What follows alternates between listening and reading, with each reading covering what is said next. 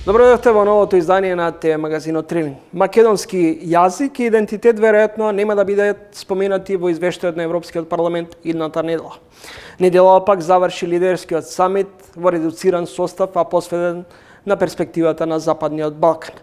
Албанија и Црна Гора се оддалечуваат, поточно се приближуваат кон Европската унија.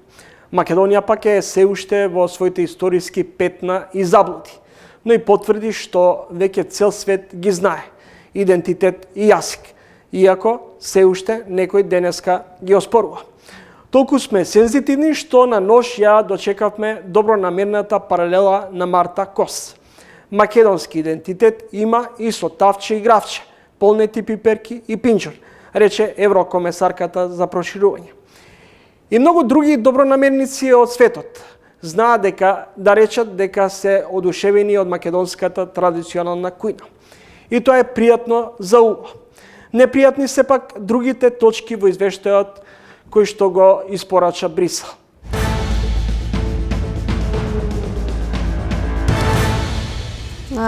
Јас искрено, лично сум разочарана нормално, но не за мене ваквата реакција не е очекувана. Како што знаете, институцијата која што ја предводам работи форсет анализи, прави детални испитувања и се она кое што го објавува е основано на докази. И ние уште во 2008 година, кога се случи Букурешкиот самит, препорачавме дека прашањата поврзани со историјата и идентитетот, како што се јазикот, треба да бидат тргнати од било какви преговори со НАТО или со Европската унија, заради тоа што тоа може да влие на сувереноста на државата на крајот на краиштата, на незиното право на самоопределување, особено на правото на самоопределување на македонскиот народ. Во времето кога се подготвуваше Преспанскиот договор, јас лично, како што знаете, јавно застапував дека треба да се почека, да не се избрзува, заради тоа што геополитичката состојба се менува, дека може да се влезе во НАТО и под референцата ФИРОМ, дека промената и додавките, географските додавки на името можат да влијаат на македонскиот идентитет, што сега го гледаме, кој што ќе биде оспоруван не само од Грција, туку потоа ќе се придружат и останатите членки на Европската унија. Со Преспанскиот договор се направи еден преседан кој што сега се користи не само од Бугарија, туку и од солидарно од сите останати членки на Унијата, за да се притисне Македонија да подлегне под притисокот на Бугарија и барањата за редефинирање на уставот, за прифаќање на останатите аргументи кои што тие ги имаат во однос на интерпретацијата на историјата и јазикот. Она што се случуваше во Европскиот парламент и што се уште трае, ќе видиме каков ќе биде епилогот на крајот, внесува елементи од билатерален карактер, кои што можат да ја проблематизираат понатаму ситуацијата и да предизвикаат нови таласања по однос на идентитетските прашања, доколку, се надевам тоа нема да се случи, но доколку се додаде додавката современ. Бидејќи во тој случај ќе се проблематизира генезата, историјата, коренот на нашите идентитетски обележја и историјата и јазикот, ако сакате тука се и правата на малцинствата и реципроцитетот и се она што оди со идентитетските одбележи и идентитетските прашања. Како дојдовме до тука, тоа е посебна анализа, за тоа сме пишувале, говореле многу пати наназад, но основната позиција, таа која што ја држевме, таа која што ја држиме и таа која што не може да ја промениме и не смееме да ја промениме, а тоа е дека билатералните прашања треба да останат прашања за билатерален диалог. Тие навистина еден дел од нив се прашања кои што се поврзани со формулациите кои што ги имаме и во Преспанскиот договор и во договорот за добрососедство со Бугарија од 2017 и 2018 година. Но еден дел од нив се разрешени, или ние сметаме, и другата страна смета дека се разрешени, но не секогаш на исти начин ги толкуваме.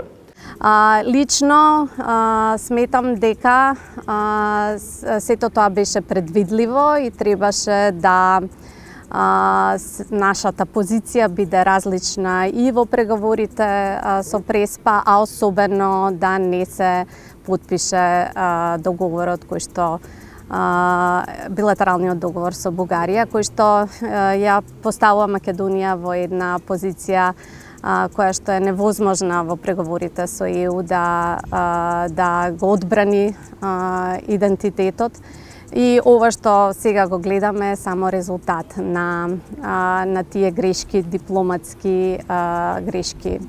Дали е променет македонскиот идентитет со смената на името на државата во Република Северна Македонија? Па да, мислам дека тоа го гледаме секојдневно. Имате северно-македонски јазик, северно-македонска држава. Тоа е природно заради тоа што такви се конструкциите јазични на поголемиот дел од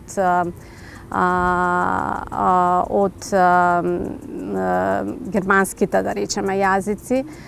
Но исто така се гледа дека некои мислам се гледа една неконзистентност во однос на активностите на Министерството за надворешни работи, не само сега, туку и претходно во одбрана на она што барем македонската страна се обиде да го зачува, да речеме, македонци, македонски јазик и така натаму, и тоа беше очекувано. Што е по-безболно решение или што е по-лошо во извештајот на Европската комисија? Да не стои македонски јазик или да стои само модерен јазик?